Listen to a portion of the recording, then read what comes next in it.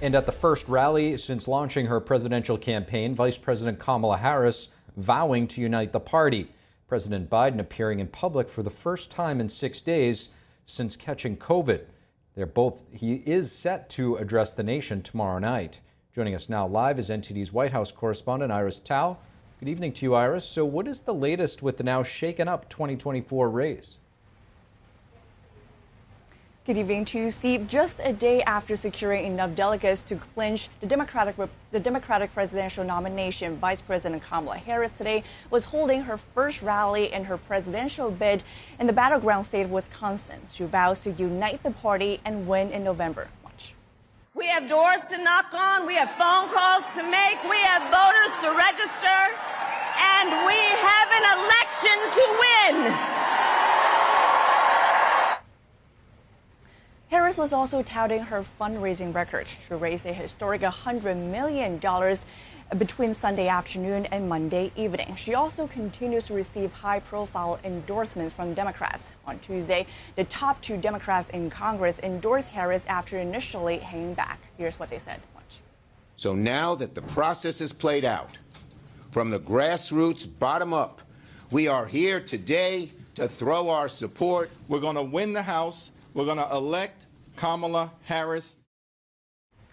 Meanwhile, Republicans continue to take aim at the administration's record on the border and inflation. But House Speaker Mike Johnson on Tuesday emphasized that they're focused on contrasting policies, not personalities. Watch. This is not personal with regard to Kamala Harris and her ethnicity or her gender have nothing to do with this whatsoever. This is about who can deliver for the American people and get us out of the mess that we're in. And all this is as President Biden today appeared in public for the first time after self-isolating for the past 6 days in Delaware for COVID. Biden returned to the White House today and told reporters that he was feeling well. His doctor says Biden is now testing negative for COVID and that his symptoms are all gone. Biden also announced on X today that he would address the nation from the Oval Office on Wednesday at 8 p.m. Eastern Time. He said he would talk about, quote, what lies ahead and how I will finish the job for the American people. Steve. So, Iris, this means 2 Oval Office addresses in the matter of 10 days, really showing us how accelerated this political news cycle has become in recent weeks. With that said, you also have Israeli Prime Minister Benjamin Netanyahu coming to the United States. Is his meeting with Biden still going on as planned? So the White House today announced that President Biden would be meeting with Prime Minister Netanyahu on Thursday here at the White House. But former President Trump today also announced that he too would be meeting with Netanyahu, though on Friday at Mar-a-Lago. And Trump said that he would talk about his, quote, peace through strength agenda, which is the theme, he said, in his recent calls with Ukrainian President Vladimir Zelensky and other world leaders in recent weeks. Steve. NTD's Iris Tao reporting live from the White House. Thank you, Iris.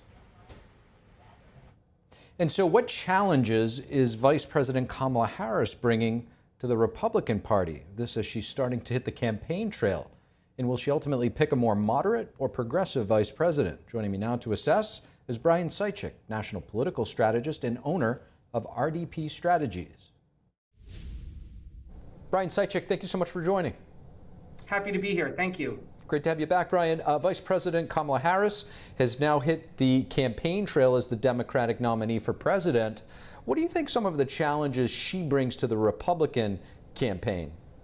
Well, she is certainly an upgrade. Let's be clear. Prior to her all but ascension as the presidential nominee for the Democrats, this race was over. That debate performance from Biden was the end of the race. So it is a significant upgrade for Democrats heading into the fall. And the race really is going to be focused on 2 key groups here. Suburban women, those are sort of the folks who were with Trump in 2016 but have been less Republican friendly since then in the 18, 20, and 22 race. And surprisingly, black men, which is not a group we usually talk about as a key constituency in a presidential campaign, but black men in Michigan, Wisconsin, Pennsylvania, these are all really key voters here. And Democrats are hoping that Harris is able to communicate with those folks in a way that Biden was simply not. Brian, President Biden in his 2020 campaign, as you know, was known as the moderate regular Joe from Scranton, which appealed to and was relatable to many voters. Although Harris is part of the Biden administration, she's obviously way more progressive herself. Do you think this is what voters are ultimately looking for, and do they know her political history? I don't think voters are going to be looking for her progressive agenda, but let's also understand that nobody really voted for Joe Biden in 2020. They voted against Donald Trump. Donald Trump was the greatest vote motivator to the good and to the bad in modern history. And regrettably for Harris, while she's not Joe Biden and she is more capable of offering a cogent argument, she has to own a porous border. As the border czar and as a co-pilot of the administration, she has to handle the high inflation and views of a poor economy. So she owns all of those things. And while Biden presented himself as a moderate in 2020, he was also able to say, I'm not Donald Trump. And that was just enough to get it done. So I believe this race is going to tighten up. There's going to be a lot of coalescing around Harris that did not exist around Biden, and we're going to have a close finish into the fall here. I do believe that Trump has the advantage. It is his race to lose, but this thing got real close and real interesting. Now that the reset button's been hit, we have the so-called Veep stakes heating up right now in the Democratic Party. This choice of vice president usually sends a signal of a certain direction that the candidate wants to move in or to appeal to. Do you think Kamala Harris will try to balance it with somebody more moderate or double down with another progressive? Well, first of all, I'm not a huge believer that the vice presidential pick matters all that much, maybe on the margins. I understand we're talking about a marginal race here, but at the end of the day, this is going to be Harris v. Trump. Harris is going to have to decide if she wants a geographic pick, someone from Pennsylvania or Arizona, or she wants more of a demographically balanced pick. And demography is really important to Democrats. They're much more focused on identity politics as opposed to Republicans. So she's going to have to decide whether geography or identity matters more to her. Lastly, just real quick, and to your point, the Democrats, they focus on identity politics and also a lot of direct personal attacks. How can the Trump-Vance campaign move away from, those personal attacks that sometimes both sides get sucked into and focus on policies?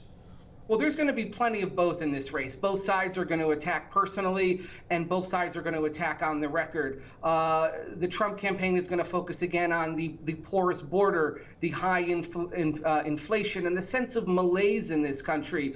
And the Harris campaign is going to try to focus on what they believe was the chaos during the Trump years. So each side is going to have a mix of both personal and policy for the last 100+ days. Brian Seichik, as always, really appreciate your insights. Thank you so much. U.S. Secret Service Director Kimberly Cheatle has stepped down from her position, her resignation coming just one day after House Republicans and Democrats question her over the security failures surrounding the assassination attempt on former President Trump. I still think there needs to be an investigation into Director Cheatle or former Director Cheatle's role in the attempted assassination of President Trump. There may be criminal charges coming in the future. I don't understand why she came to Congress yesterday if she was going to give so little information. They have information about what happened. And she even acknowledged she had information, and she just refused to give it to Congress and give it to the American public. Lawmakers on both sides had called for Cheatle's resignation during yesterday's heated hearing of the House Oversight Committee. Her resignation letter, Cheatle stated that the Secret Service's solemn mission is to protect our nation's leaders and financial infrastructure. On July 13th, we fell short on that mission. President Biden is set to appoint a new director in the coming days, and House Speaker Mike Johnson and Minority Leader Hakeem Jeffries have both announced the creation of a bipartisan House task force to investigate the attempted assassination of former President Trump. And many questions still remain regarding that attempt on the former president's life. Why didn't the Secret Service place a sniper on that very same roof? A 70-year-old lawmaker climbed up there himself seeking hard evidence. NTV's Arian Pazdar has more. Tuesday marked the second of 3 hearings investigating the assassination attempt of former President Trump. Just a day prior, on Monday, multiple lawmakers from the House Homeland Security Committee traveled to Pennsylvania to visit the site of the shooting. Secret Service previously said they didn't place a sniper on the roof from which Trump was shot because the roof is too steep. I'm a 70-year-old man, and this roof is not a big deal. So for somebody to tell me that Secret Service agents couldn't have been here, that's crazy. He is some 50 years older than the shooter. And so my question is, do you agree with the assessment of the former Secret Service director that the roof was so sloped that it created safety concerns? I can't agree with that statement, sir. This witness is Colonel Christopher Paris. He's the commissioner of Pennsylvania State Police. But the committee had actually invited different witnesses, namely Homeland Security Chief Alejandro Mayorkas, FBI Director Christopher Wray, and Secret Service Director Kimberly Cheatle. Cheatle resigned shortly before the hearing, and the 2 others denied testifying. Democratic Congressman Lou Correa also went to Pennsylvania on Monday. He says he found out that some people are afraid of speaking out. I had local law enforcement officers, local electeds coming to me, whispering to me, there's more here to the story. We need to talk about what actually happened. Some of the key issues lawmakers pointed out during Tuesday's hearing are Secret Service not being able to communicate with local law enforcement during the shooting, Secret Service not securing the surrounding areas such as the roof, a nearby water tower, and more, and law enforcement not removing the shooter after he was identified as a suspicious person. Investigations are still ongoing. Arian Pastar, NTD News. Thank you for watching the Capitol Report. If you want to see our full broadcast, check us out at epochtv.com.